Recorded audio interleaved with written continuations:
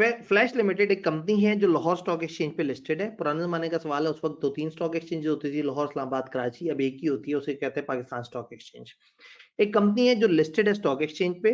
Board of directors ने अपनी meeting में डिसाइड किया है, रिकमेंड किया है कि वो एक इंटरम कैश डिविडेंड देना चाहते हैं 25% के रेट से।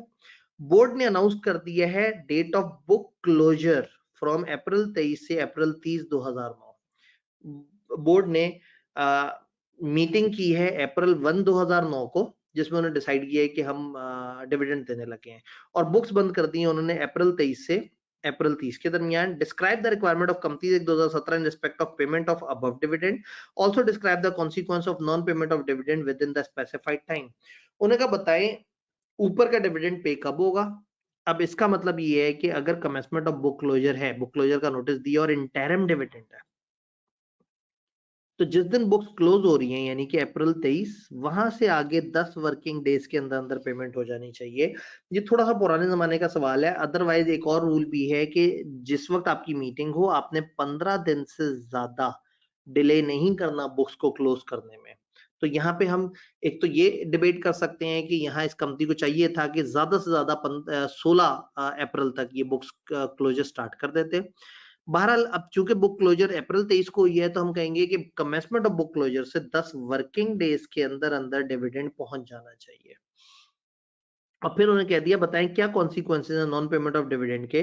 तो इस सवाल में हल्की सी डिस्कशन करने के बाद फिर उन्होंने रट्टा पूछ लिया। तो मैं कह सकता हूं कि जो पार्ट ए है वो मिक्स ऑफ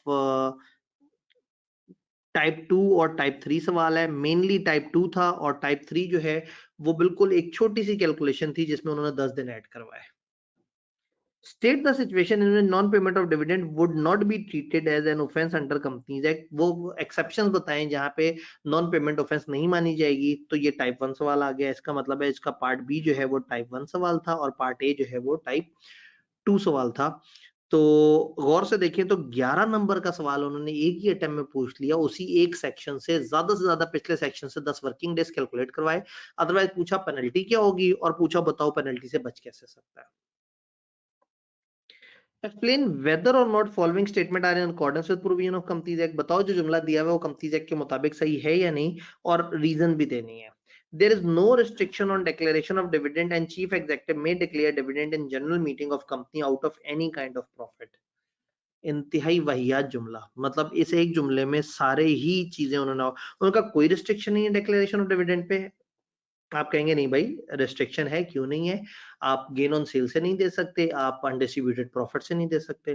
फिर चीफ एग्जीक्यूटिव डिक्लेयर करेगा डिविडेंड, आप कहेंगे नहीं जी डायरेक्टर्स डिविडेंड डिक्लेयर करेंगे।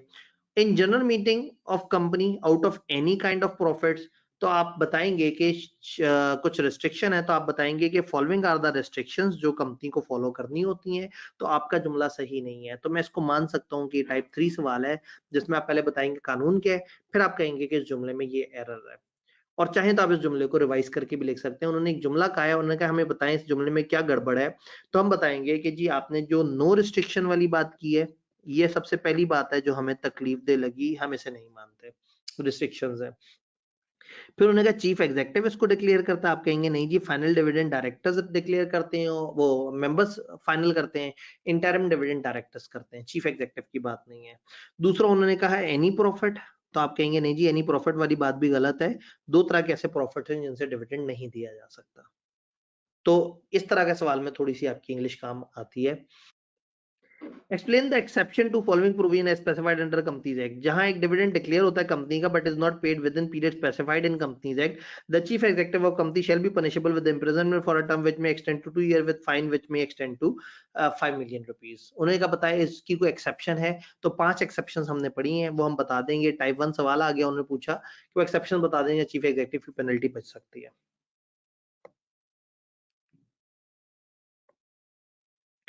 On 20 February 2013 director FDA limited एक लिस्टेड कंपनी है, उन्होंने एक इंटरिम डिविडेंड दिया ईयर एंड 30 जून के लिए। सब्सिक्वेंटली कंपनी को एक मेजर बिजनेस कॉन्ट्रैक्ट मिला जिसके लिए कंपनी को इमीडिएटली पैसों की जरूरत है।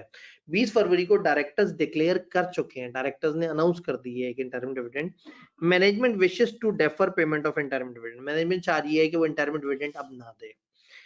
कंपनीज एक्ट के मुताबिक बताएं क्या हम डेफर कर सकते हैं पेमेंट ऑफ इंटरिम डिविडेंड? नहीं। जब आपने एक दफा डिविडेंड अनाउंस कर दिया, डिक्लेयर कर दिया, तो ये आपकी जिम्मेदारी बन जाएगी कि आपको 10 वर्किंग डेज में इसको पे करना पड़ेगा, आप इसको डेफर नहीं कर सकते।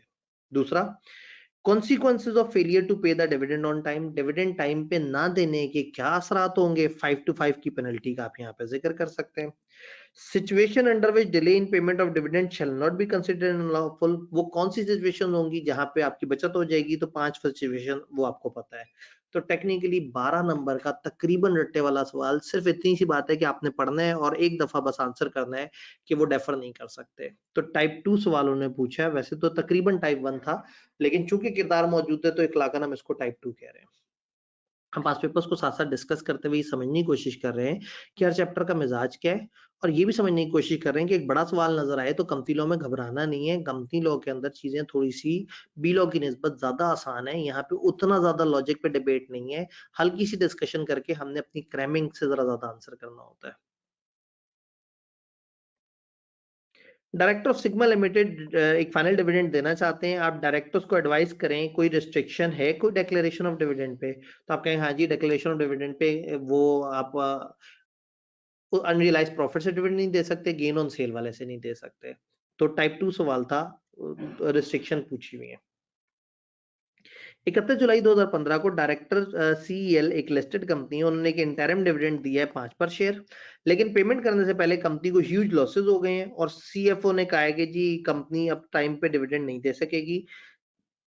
तो पहला सवाल ये है कि when interim dividend is deemed to have been declared by CL, कब माना जाएगा कि डिविडेंड डिक्लेयर किया है, तो आप कहेंगे बुक क्लोजर होगा, तो बुक क्लोजर के स्टार्ट में, बुक क्लोजर नहीं होगा तो जिस दिन डायरेक्टर्स की मीटिंग है वो दिन कंसिडर किया जाता है। Consequence of non-payment of dividend within stipulated time 5 to 5 वाले वो हैं, circumstances under which CL may not be responsible to pay dividend to certain shareholders, वो 5 बातें हैं। अगर आप गौर से देखें तो तकरीबन ये पिछले सवालों की तरह से ही है कि क्या पेनल्टी पड़ेगी, कैसे बच सकता है और क्या मामला है। टाइप 2 सवाल। Director of GL, a listed company, have recommended dividend equal to 40% of undistributed profits. However, in annual general meeting, shareholder demanded that 60% of the profit should be distributed as dividend. Company के director चाहते हैं कि वो profits का 40% dividend दें, लेकिन directors ये फरमाइश कर रहे हैं कि हमें 60% डिविडेंड चाहिए। अंडर कंपनीज एक्ट बताएं whether shareholders are justified in their demand.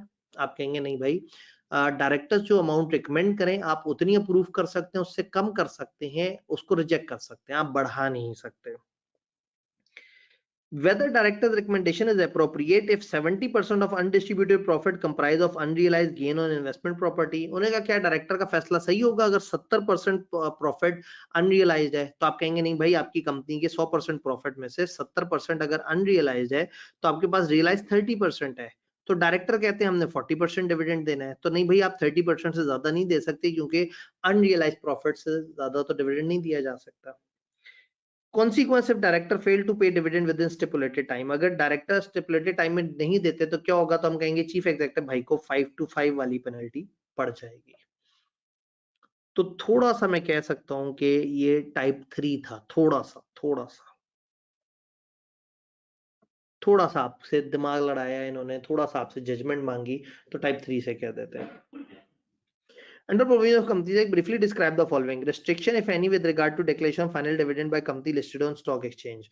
कोई declaration of dividend पे कोई रुकावट है तो बताएं, तो आप कहेंगे हाँ जी रुकावट ही रुकावट है, अनरियलाइज से नहीं देना। और अगेन तो नजर आ रहा है कि एक रिस्ट्रिक्शन वाला सेक्शन उन्हें बड़ा पसंद है कि क्या रिस्ट्रिक्शन है, और एक चीफ एग्जीक्यूटिव को पेनल्टी क्या होगी और वो कैसे बच सकता है। 8 सितंबर 2018 को अशांति लिमिटेड के डायरेक्टर्स एक लिस्टेड कंपनी है और उसने इंटरिम डिविडेंड दिया है 5 पर शेयर और बुक क्लोज कर दी है 28 सितंबर 2018 से 3 अक्टूबर 2018 दोनों इंक्लूसिव। अंडर कंपनीज एक्ट बताएं कब पे करना होगा अब डिविडेंड, और कोई 4 सर्कमस्टांसेस बताएं जहां डिविडेंड ना पहुंचाना डिफॉल्ट नहीं कंसिडर किया जाएगा। तो अगेन वही वाली बात है कि आप बुक कमेंसमेंट से 15 दिन की बात करेंगे, सॉरी 10 वर्किंग डेज की बात करेंगे कि 10 वर्किंग डेज के अंदर अंदर हो जाना चाहिए। ऑल्दो आप एक दूसरा एतराज कर सकते हैं कि लिस्टेड कंपनी के लिए वाजिब होता है कि उसने 15 डेज के अंदर अंदर बुक क्लोजर स्टार्ट करना होता है, लेकिन ये जिस जमाने का सवाल है उस जमाने में ये वाला रूल एप्लीकेबल नहीं होता था। तो हम अब आज के जमाने में अगर इस तरह से सवाल आ जाए तो हम वो 15 दिन का जिक्र भी कर सकते हैं। दूसरा, वो 4 सर्कमस्टांसेस कोई से 4 बता दें उन 5 में से। ये क्रैमिंग बेस्ड हो गया। तो टाइप 2 सवाल था जिसमें उन्होंने आपको कहा कि बुक क्लोजर कब स्टार्ट, वो डिविडेंड डिक्लेयर कब होता है और वो कौन से केसेस में आपकी बचत हो जाती है। Board of directors giant industries limited एक लिस्टेड कंपनी है। उन्होंने 25 फरवरी को अपनी मीटिंग की और इंटरिम डिविडेंड दे दिया 30%। जब डिविडेंड पे किया तो बोर्ड ने ऑथराइज किया कि dividend payable one of the shareholder Kamran Ahmed से एडजस्ट कर लिया जाए जो अमाउंट उसको ड्यू है। State when an interim dividend is deemed to have been declared. बताएं इंटरिम डिविडेंड कब माना जाता है। तो आप कहेंगे वही वाले 2 रूल, बुक क्लोजर है तो कमेंसमेंट, नहीं है तो डायरेक्टर्स की मीटिंग। जीआईएल की रिस्पांसिबिलिटी क्या है उसकी पेमेंट से रिलेटेड। तो हम कहेंगे जी उसकी पेमेंट से रिलेटेड ये होता है कि 10 वर्किंग डेज के अंदर अंदर आपने डिविडेंड डिक्लेयर होने के पहुंचाना होता है। तो ये बात। आइडेंटिफाई वो सर्कमस्टांसेस जिनमें डायरेक्टर विदहोल्ड या एडजस्ट कर सकते हैं पेमेंट ऑफ डिविडेंड। तो हम कहेंगे कि अगर एक शेयर होल्डर ने कंपनी के पैसे देने हैं तो कंपनी वाले उसका डिविडेंड विदहोल्ड कर सकते हैं, लेकिन आपने एसईसीपी को 45 डेज के अंदर अंदर जरूर उसमें लूप में ले लेना है कि जी हम ये शेयर होल्डर के पैसे नहीं दे रहे क्योंकि इसने हमारे पैसे देने थे।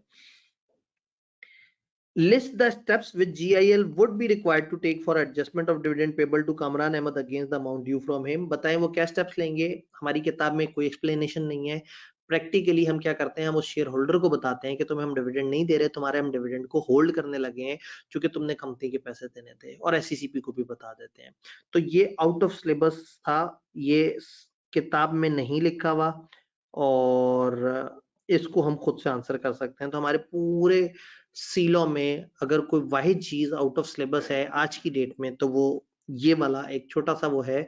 ये हमें नहीं, किताब में नहीं लिखा हुआ कि अगर आपने किसी का डिविडेंड होल्ड करना है तो उसका क्या प्रोसेस है। जिस जमाने में सवाल आया था उसमें भी नहीं लिखा था और अभी भी इसके ऊपर पूरा लंबा चौड़ा प्रोसेस नहीं है। तो आप अपनी जनरल अंडरस्टैंडिंग की बेस पे एससीसीपी वाली बात लिखेंगे तो बात बन जाएगी। कंपनी एक्ट के मुताबिक बताएं what are restriction imposed with regard to declaration of dividend. रट्टे वाला सीधा सीधा सवाल। In light of Companies Act, explain करें purpose of closure of register of members, also state the matter to be considered while issuing a notice to member intimating about closure of। तो book closure के ऊपर उन्होंने पूरा का पूरा आपसे note लिखवा लिया। टाइप 1 सवाल जिसमें बुक क्लोजर के ऊपर आपने बात करनी है। Under provision of companies distribution of dividend regulation, briefly explain paying agent।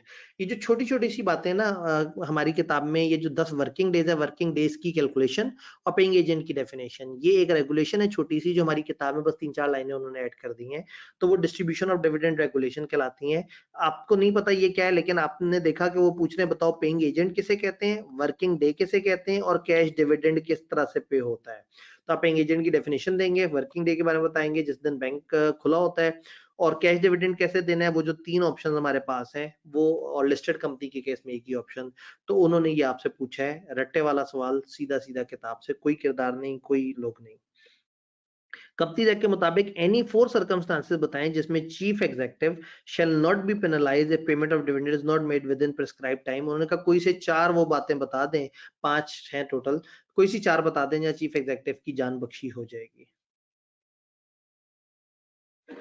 Recently appointed CEO of Uranium Limited has expressed interest in obtaining information on following matter। वो कुछ information मांगना चाहता है। When an interim dividend is deemed to have been declared, बताएं कब एक interim dividend को declare माना जाता है। आप कहेंगे book closure का notice है तो वहां, नहीं है तो जिस दिन directors की meeting है। और रिस्पॉन्सिबिलिटी क्या है जी, 10 वर्किंग डेज में आपने पेमेंट करनी होती है। Provide the above information to CEO in accordance with provision of Companies Act. Type 2 सवाल है तो हम कहेंगे कि we will provide following information to CEO, और आगे फिर उसको ये बता दें कि interim dividend is deemed to be, interim dividend declare उस दिन होता है, उन दो में से कोई रूल, और 10 वर्किंग डेज में आपने पे करना होता है। तो अगेन टाइप 2 सवाल हमारे पास मौजूद है।